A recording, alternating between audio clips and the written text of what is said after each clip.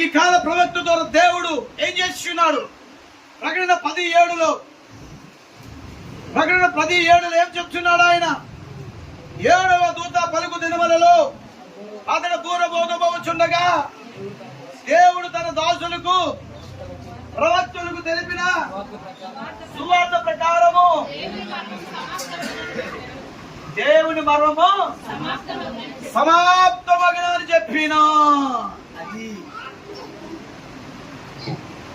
ఆ 7వ దూత ద్వారా పరిశుద్ధ గ్రంథములో ఉన్న మర్మాలన్నీ సమాప్తం.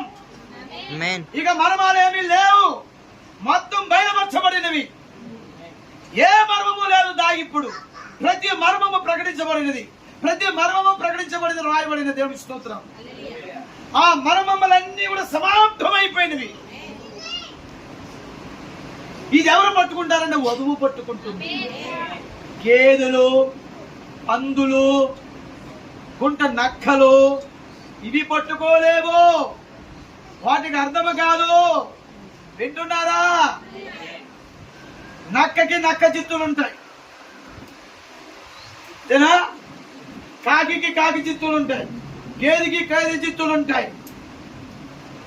దేనికుండే స్వభావం దానికి ఉంటది, కానీ గొర్రెకుండే స్వభావం గొర్రెకుంటది, పావరాయకుండే స్వభావం పావరాయకుంటది, వధువుకుండే స్వభావం వధువుకుంటది. సంఘం వేరు, వధువు వేరు. సంఘం వధువు అవ్వదు, వధువు సంఘం అవ్వదు. వింటున్నారా? ఈ 7వ దూత ద్వారా ప్రకటింపబడిన తెలియజేయబడిన ప్రతి మర్మము వధువుకే కానీ సంఘానికి కాదు. చెప్పాలి. ఏ దూత? 7వ దూత. దేవునికి మహిమ కలుగును గాక. ఎంతమందికి దేవుని స్తోత్రం చెప్తారు? ఆ 7వ దూత ద్వారా దేవుడు ప్రతి మర్మాన్ని, ఆది కాండము నుండి ప్రకటన గ్రంథం వరకు ప్రతి మర్మాన్ని దేవుడు బయలుపరిచి ఉన్నాడు. ఆయన ద్వారా ప్రతి మర్మం సమాప్తం చేసి ఉన్నాడు. యేసుక్రీస్తు సిలువలో సమాప్తమైనది అన్నాడు. అది ఆయన చేయవలసినటువంటి పరిచర్య అంతటి గురించి మాట్లాడి ఉన్నాడు. హల్లెలూయా. ఓల్డ్ టెస్టమెంట్ లో ధర్మశాస్త్రం ఇవ్వబడి ఉన్నది. ఆ ధర్మశాస్త్రం కూడా సమాప్తి చేసి ఉన్నాడు, నెరవేర్చి. ఆయన మరణము ద్వారానే న్యూ టెస్టమెంట్ కొత్త నిబంధన ప్రారంభమైనది. హల్లెలూయా. ఎంతమంది దేవుని స్తోత్రం చెప్తారు? ఆ కొత్త నిబంధనకు ఆయన అది ప్రారంభించబడ్డ రక్తం చిందించి సమాప్తం చేసి ఉన్నాడు ఆయన. ఇవన్నీ ఎందుకు చెప్తున్నాను మీకు? అయితే 7వ దూత ఈయన ఏం చేశాడు? రక్తము కార్చలేదు, ఈయన గాయాలు పొందలేదు. హల్లెలూయా. కానీ ఈయన ద్వారా పరిశుద్ధాత్ముడు చేసినది ఏంటో తెలుసా? ఆది కాండము నుండి ప్రకటన గ్రంథం వరకు కూడా ఆయన ఏం చేశాడంటే ప్రతి మర్మాన్ని దేవుడు బయలుపరిచి ఉన్నాడు. ఇది వధువు పట్టుకుంటుంది. దేవునికి స్తోత్రం కలుగును గాక. ఎంతమంది దేవుని స్తుతిస్తారు ఇక్కడ? ఎంతమందికి అర్థమవుతుంది ఇక్కడ? హల్లెలూయా. కాబట్టి అన్నిటికీ సమాప్తం. ఇవి ఎవరు పట్టుకుంటారు? వధువు. చెప్పాను, వధువు వేరు, సంఘం వేరు. సంఘం అనేది వేరు, వధువు వేరు. వధువు క్రీస్తు భార్య, సంఘము క్రీస్తు భార్య కాదు. సంఘము శ్రమల్లోకి పోతుంది, మహాశ్రమంలోకి. వధువు శ్రమల ముందు ఎత్తబడుతుంది. ఆ వధువు కొరకే 3.5 సంవత్సరాలు పరిచయం చేశాడు యేసుక్రీస్తు. వధువు కొరకు రాయబడిన ప్రతి రహస్యములన్నీ ఈ కాల ప్రవక్త ద్వారా బయలుపరిచి ఉన్నాడు. ఇక రహస్యాల మర్మాలు లేవు. ఎవరైనా వచ్చి నాకు ఇంకో కొత్త మర్మం తెలుసు, ఫలానా మర్మం, నో సార్, ఏమీ లేవు. ఇంకా ఉన్న మర్మాలన్నీ దేవుడు బయలుపరిచాడు.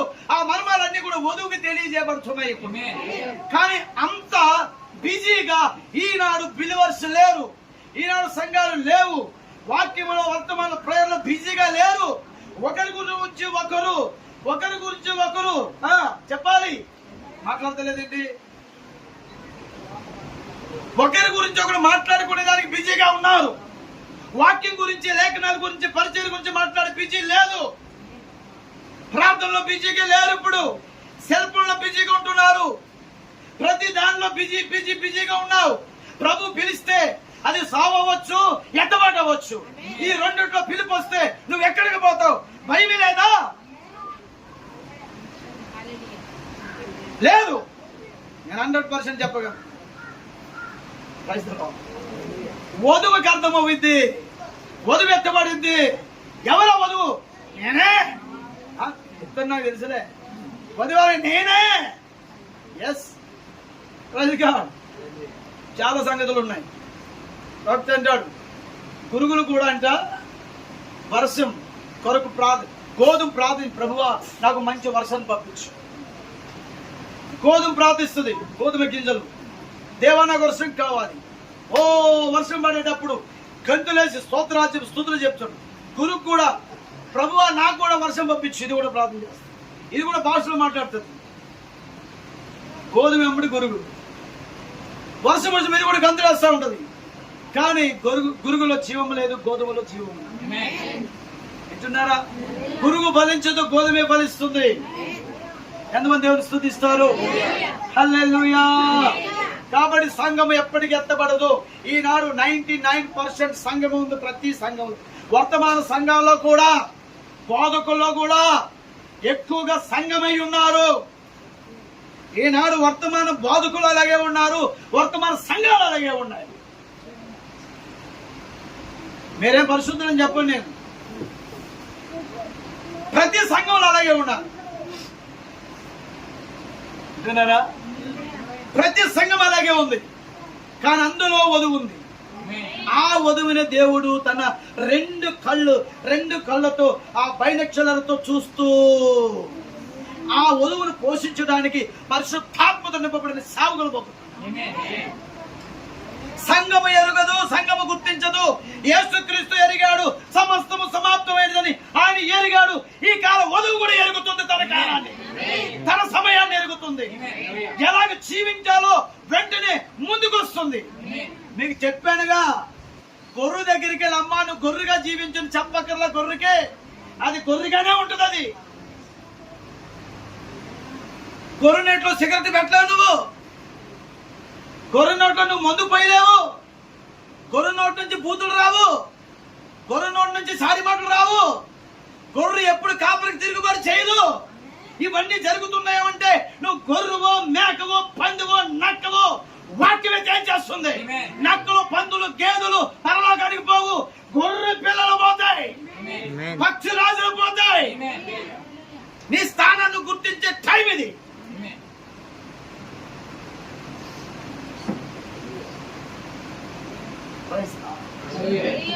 సంఘానికి అర్థం కాదు.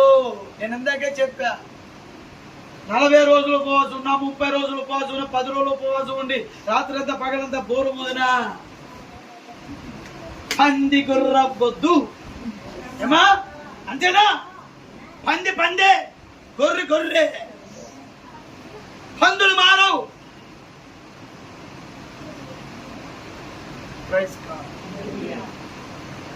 కానీ వధువు మార్పు. ఎంతమంది దేవుని స్తుతిస్తారు? ఎంతమంది దేవుని కనబరుస్తారు? ప్రధానికి ముగింపు, సమాప్తం అనేది ఒకటి ఉంది. అయితే నా ప్రియమైన దేవుని ప్రధాన జాగ్రత్తగా మీరు గమనించాలి. వాక్యాన్ని ఎలా పడితే అలా చదివి, ఎలా పడితే అలాగే వివరించే కాదండి. వాక్యానికి సరైన వివరణ ఉన్నది. ఆ వివరణ సంఘానికి లేక సంఘం లోపల ఉన్న వధువుకి అవసరమై ఉన్నది.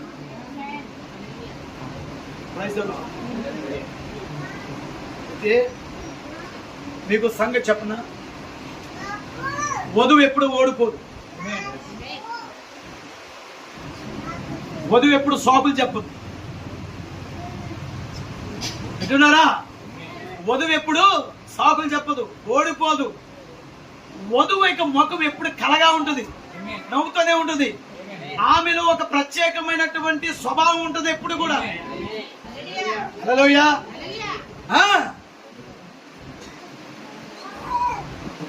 దేవుని మహిమ. వింటున్నారా?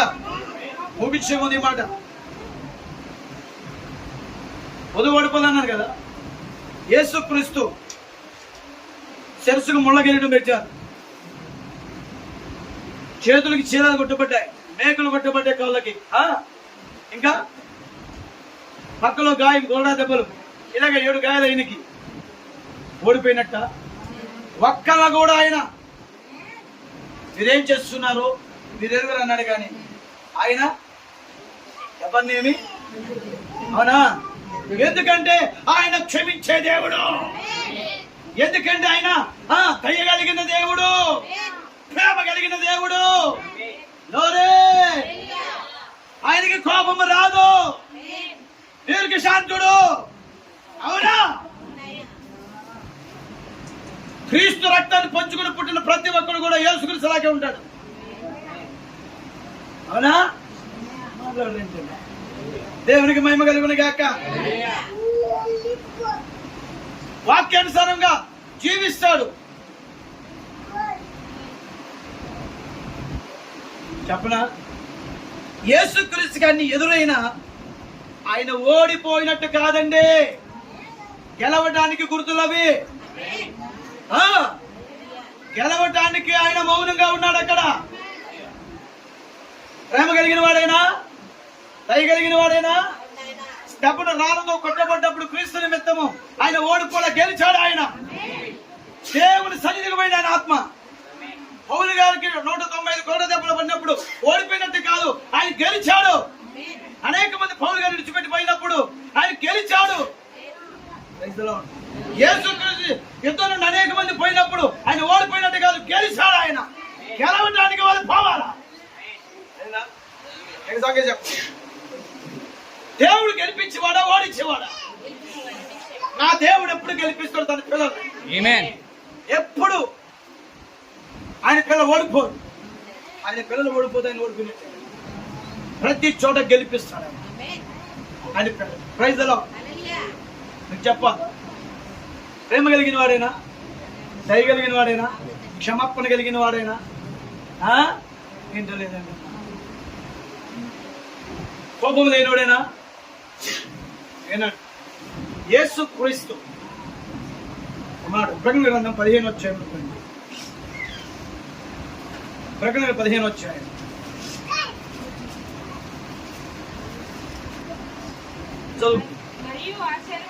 ఆశ్చర్యమైన మరి యొక్క గొప్ప చూచిన పరలోక ముందు చూచుతున్నది ఏమనగా, ఎన్ని తెగుళ్ళమ్మా? సంఘం అంతా చెప్పొచ్చు.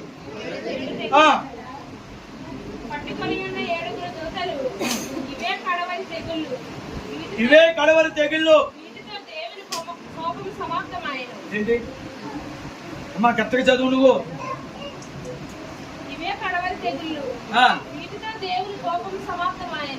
దేవుని కోపం ఎట్లుంటుందమ్మా? ఏం చదువుతున్నావు నువ్వు? దేవుడి కోపం ఉంటుందా? దేవుడి కోపం ఉంటుందా? దేవుడి కోపం వస్తుందా?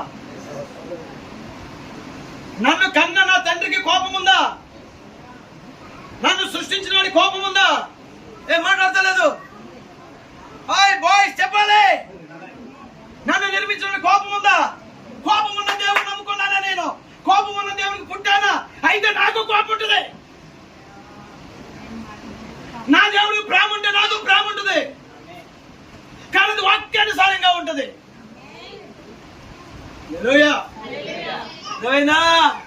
దేవుడు కోపం ఉందా? ఆయన కోపము ఎవడు వర్ణించలేడు. ఆయనకు కోపం వస్తే పర్వతాలు, అగ్ని పర్వతాలు పగిలిపోతాయి. సృష్టి యావత్తు గడగడగడలాడాల్సిందే. ఆయన కోపానికి తట్టుకునేటటువంటి బండలు లేవు, పర్వతాలు లేవు, సృష్టి లేదు, తట్టుకునే దేవదూతలు కూడా లేరు. ఆయనకు కోపం వస్తే అన్ని పడమని అయిపోవాల్సిందే. ఆయన కోపానికి ఎవరు తట్టుకోలేరు. కడవరి తెగులతో ఆయన కోపం సమాప్తమయ్యే రోజు కూడా ఉందని బైబిల్లో రాయబడింది. ఎనమ దేవుని స్తుతిస్తారు ఇక్కడ, ఎనమ దేవుని కనబరుస్తారు ఇక్కడ. కోపం ఉందా? యేసుక్రీస్తు ప్రేమమైనా, జాలి కలిగిన వాడా, దయ కలిగిన వాడా, క్షమించేవాడా? ఎస్. కానీ దేవాలయంలో వ్యాపారాలు చేస్తున్నప్పుడు, పావులు అమ్ముతున్నప్పుడు, రోగులు మారుస్తున్నప్పుడు యేసుక్రీస్తు పట్టాడు కొరడా, బలను పడద్రోశాడా? అది కోపం కాదా? అమ్మవారందరికీ పొండి అన్నాడు, అది కోపం కాదా? రూకలని చల్లేశాడు, అది కోపం కాదా? అది దైవికమైన కోపం. దేవుని పరిచర్య పాడవుతుంటే, దేవుని ఆలయము వ్యాపారముగా మారుతుంటే ఆయన ఊరుకునే దేవుడు కాదు, వచ్చింది కోపం. అనవసరంగా రాదు కోపం ఆయనకి. Praise the lord. హల్లెలూయా. ఆరిపోయారు ఎట్టున్నారా? ఎవరి సముద్రములో ఐగుప్తులందరూ కూడా చంపింది ఆయన కోపమే. క్షమించవచ్చు కదా, అక్కడ తెలియదు కదా వాళ్ళకి, మాట్లాడతలేదేంటి? సొదొమ గొమొర్రా పట్టణం తగిలి పట్టింది ఆయన కోపమే. క్షమించొచ్చింది కదా, అక్కడ క్షమించాలి కదా. కుడి ఎడమ తెలియని వాళ్ళు కదా వాళ్ళు. కాల్ చేశాడు ఎందుకు మాట్లాడరే? ఇశ్రాయేలు అన్నారు, వీణ రక్తం మా మీద మా పిల్లల మీద ఉండరు కాక అన్నారు. తండ్రి వీరేమి చేస్తున్నారు, వీరు క్షమించు అన్నారు. కానీ వాళ్ళు ఏమన్నారు? వీణ రక్తం మా మీద మా పిల్లల మీద ఉంది. 770లో తీతు చక్రవర్తి, టైటస్ అనే చక్రవర్తి ఇశ్రాయేలు దేశాన్ని ఒక యూదులు ముట్టడించినప్పుడు ఏం జరిగింది? చెట్టు యొక్క పిల్లలు వలుచుకు తిన్నారు, గడ్డి తిన్నారు, మట్టి తిన్నారు. వాళ్ళు కడుపును పుట్టిన పిల్లలు కూడా తినేశారు. వాళ్ళ 2 కాలం మధ్యన పడి మాది కూడా తిన్నారు యూదులు. ఎవరి కోపం అది? దేవుడు కోపం కాదా? అంత భయంకరంగా కోపం ఇంకెవరు చూపగలరండి? ఎలాంటి ఆకలిది? ఒక సైడే చూశాడు యేసుక్రీస్తు వైపు, ఇంకొక సైడ్ కూడా చూడాలా. ప్రతిది కూడా వాక్యానుసారంగానే ఉంటది. ఆయన కోపము ఎందుకు పడుతుందా మీకు? వాక్యానుసారంగా ఉంటుంది కోపము. మిమ్మల్ని ఎవ్వరిని విడిచిపెట్టదని కోపము. జాగ్రత్త, భూమి మీద ఉండగానే కోపము రగులుకుంటుంది, విడిచిపెట్టదు. కోపం నీ మీదకి రాకముందుపే, ఆ కోపం నీ మీద రగులుకోక మునిపే ఉదయమైతే వస్తుంది పాదాల దగ్గరికి, సంఘం అయితే ఆగిద్ది తీర్పులోకి పోవడానికి. దక్షాలు అయిపోతుంది అంతే. Praise the lord. ఎంతమంది దేవుని స్తుతిస్తారు? ఎంతమంది దేవుని కనపరుస్తారు? హల్లెలూయా. ఈనాడు ఈ వర్తమానం వింటున్న వాళ్ళకి, మెసేజ్ లో ఉన్న వాళ్ళకి దేవుడు అంటే భయం ఉంది అంటే అబద్ధం.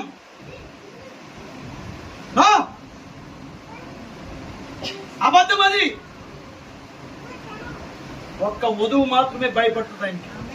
ఒక్క వధువు మాత్రమే కాపురను కలిగి ఉంటుంది. ఒక్క వధువు మాత్రం కాపురకు లోపడుతుంది, క్రీస్తుకు లోపడుతుంది, వాక్యానికి లోపడుతుంది. ఇంకెవ్వరు లోపడరు. వాళ్ళ క్రియను బట్టి, వాళ్ళ మాటలు బట్టి మీరు అర్థం చేసుకోవాలి. ఇది మేకో, ఇది పందో, ఇది నక్కో, ఇది గొర్రెో అని మీరు అర్థం చేసుకోవాలి. జాగ్రత్తగా ఉండాలి.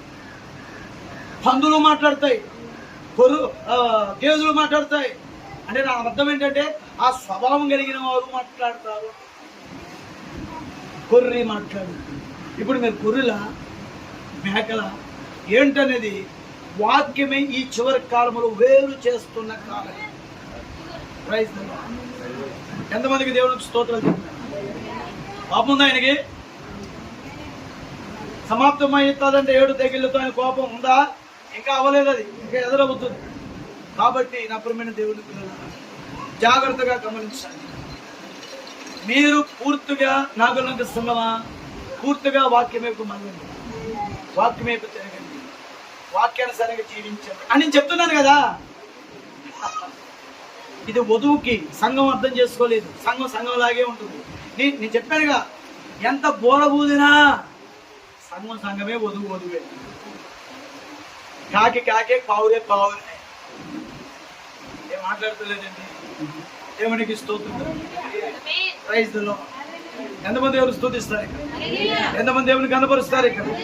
Praise god. నచ్చదు సంఘానికి నేను చెప్పే మెసేజ్. వధువు మాత్రమే పట్టుకుంది. ఇన్నాళ్ళ నుంచి అదే చెప్తున్నా, ఇప్పుడు అదే చెప్తున్నా. ఎక్కడ రాజీ పడకూడదు. Praise god. ఈ కాలానికి ఇక్కడ వచ్చేటువంటి మెసేజ్ చిన్న విషయం కాదు, చాలా విపులంగా దేవుడు మీతో మాట్లాడుతున్నాడు. మార్పు చెందాలి. కానీ ఎవరికి ఇది? సంఘానికి కాదండో. సంఘానికి మార్పు రాదు. నేను చెప్తున్న మాట కదా, ఈ కాల ప్రవక్త చెప్పిన మాటలు ఇవన్నీ. వధువే ఇంకా ఎదుగుదల ఎదగడం కొరకు, ఆమె ఇంకా ఇంకా ఎదుగుట కొరకు, దేవుని చేరుకునే వరకు, వరుని చేరుకునే వరకు సాగిపోతున్నారు. Praise the lord. ఓకేనా? ఆమెలో ఉన్న ప్రేమ, ఆమెలో ఉన్న దయ, ఆమెలో ఉన్న క్షమాపణ, ఆమెలో ముఖంలో ఉన్న కళ, ఆ ముఖంలో ఉన్న నవ్వు ఎప్పుడు అలాగే శర్రాకులు పర్రాకులు ఆమె ఉండదు. ఒలిపి చూడటాలు, కలిసినట్టు చూడటాలు ఆమెకు చేతగా పోయి. ఎందుకంటే ఆమెలో ఉన్నది క్రీస్తు.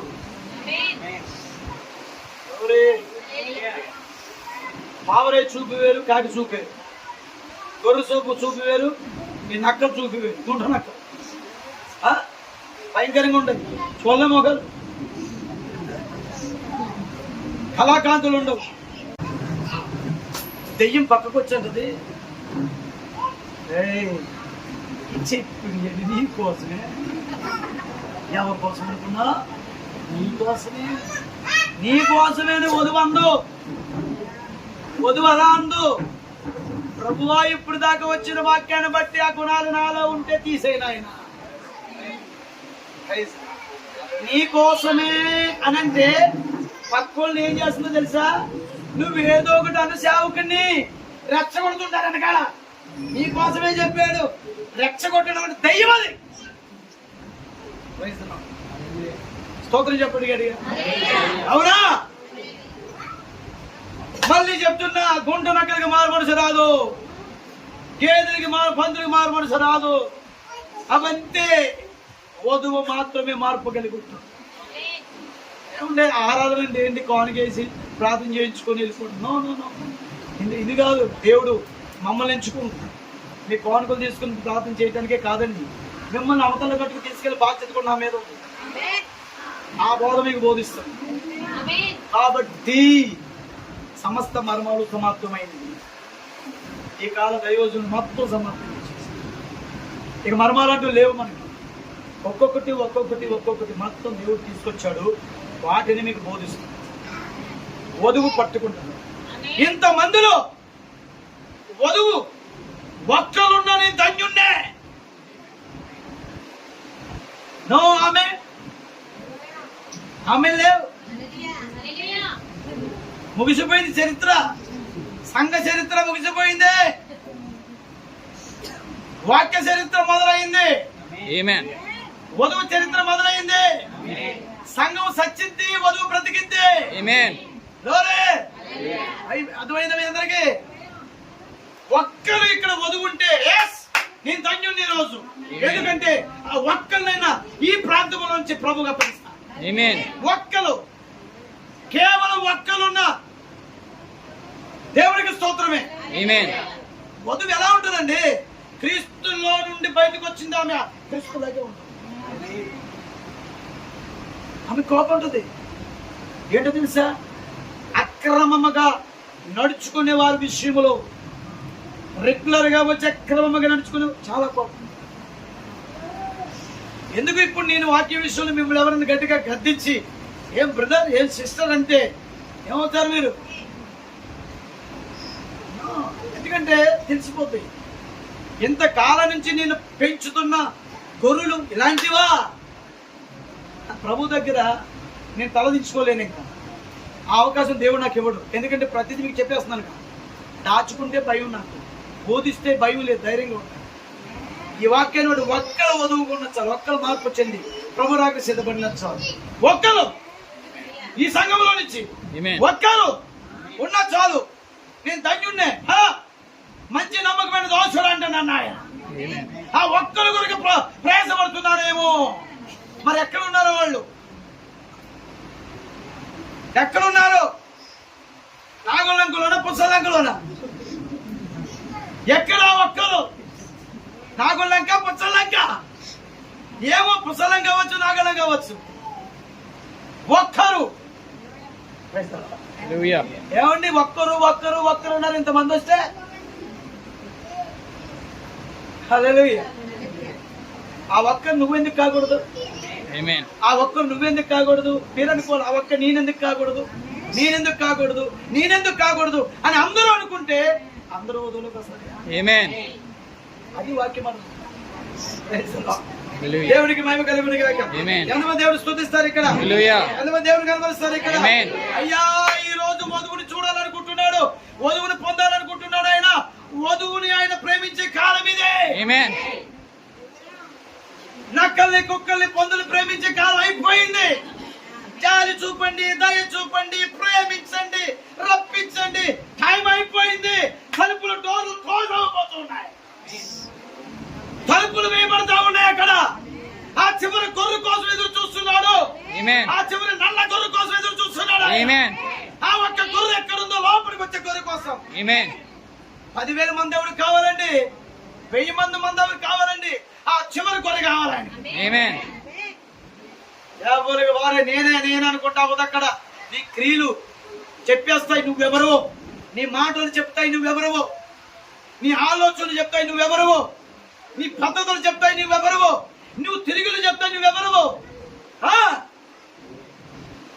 ఎవరే సంఘంలో ఉన్న విశ్వాసులారా, నువ్వు వధువా సంఘమా? నీ కాపర పట్ల ఎలా ఉంటున్నావు? నీ కాపర పట్ల నీకు ఇచ్చిన వాక్యం పట్ల ఎలా ఉంటున్నావు నువ్వు? దేవుడు ఇవన్నీ కూడా లెక్కలు కడుతున్నాడు. ఎందుకంటే ఈ మెసేజ్ యూట్యూబ్ లో అనేక మంది ఇచ్చున్నారు, అక్కడ లైవ్ లో అనేక మంది ఇచ్చున్నారు. ప్రతి ఒక్కరికి అర్థం కాదని చెప్తున్నాను నేను, మీకోసమనే కాదు. ఇక్కడ ప్రతి విశ్వాసి తన సొంత కాపరికి లోబడవలను. ప్రతి విశ్వాసి కాపరిని వెంబడించాలి. నీ కాపరి విడిచిపెట్టొద్దు, నీ కాపరి చెప్పిన బోధలు విడిచిపెట్టొద్దు. అలా విడిచిపెట్టిన నాడు, ఆ కాపరిని నువ్వు త్రోసివేసిన నాడు, ఆ కాపరికి దూరమైన నాడు ఖచ్చితంగా నువ్వు వధువు కాదు, నువ్వు సంఘానివే.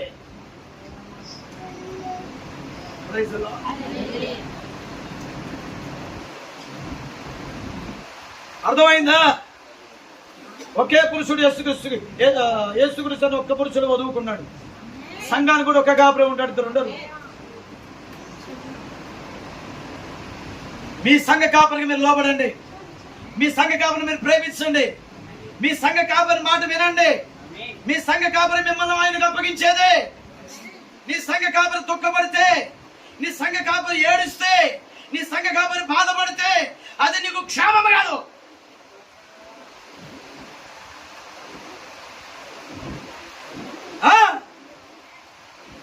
సంఘాలు మార్చేది గొర్రె కాదు, మేక. కాపలు మార్చేది గొర్రె కాదు, మేక. దేవునికి ఎంతమంది దేవుడు స్తుతిస్తారు? నా సోదరి సోదరులారా, దేవుడు మీతో మాట్లాడుతున్న దేవుడు లేఖనములు. గాడిదంట యెషయా గ్రంథం 2వ అధ్యాయంలో ఉంది. తన సొంతవాని దొడ్డు ఎరుగుతుంది, ఎద్దు తన కామందు నెరుగుతుంది, కానీ ప్రజలకు తెలివి లేదు. యోషువ ఇప్పుడు అదే నెరవేరుతుంది లేఖనం. తన కామంది ఎవరు? తన యొక్క సొంతవాని దొడ్డి ఏంటి ఎరగలేకపోతున్నా. గాడిదికి అర్థమైంది, ఎద్దుకు అర్థమైంది, మనిషికి అర్థం కావట్లా. ఎందుకు అర్థం కావట్లేదు? వధువైంది కదా అమ్మా. వధువా సంఘమా? సంఘమే ఎక్కువ ఉంది. ఎంతమంది దేవుని స్తుతిస్తారు? దేవుని కోపం సమాప్తమయ్యే దినాలు రాబోతుంది. దేవుని మర్మాలని 7వ దూత ద్వారా సమాప్తమైపోయింది. కొత్తగా ఎవడో వచ్చి నేను మర్మాలు బోధిస్తానంటే నో సార్, ఆల్రెడీ మాకు దేవుడు ఇచ్చేసాడు ప్రవక్త ద్వారా. అయిపోయింది. ముగింపు ముఖ్యమా? ప్రారంభం కాదు, ముగింపే ముఖ్యం దేవుడికి. ప్రారంభం ఎలాగున్నాం అనేది కాదు, ముగింపులో ఎలాగున్నాం దేవుడు చూడు. నీ ముగింపు మహిమకరంగా ఉండాలి. బైబిల్లో ప్రతి ప్రవక్తలు, దేవుని వాక్యానుసారంగా జీవించిన అపోస్తులు, వాళ్ళ ముగింపులు మహిమకరంగా ఉన్నాయి. ఈ రోజు వధువు కూడా ముగింపు లేక నీ ముగింపు మహిమకరంగా ఉండాలి. అలాంటి కృప ముగింపు దేవుడు మనందరికి ఇచ్చును గాక. God bless you. Praise God.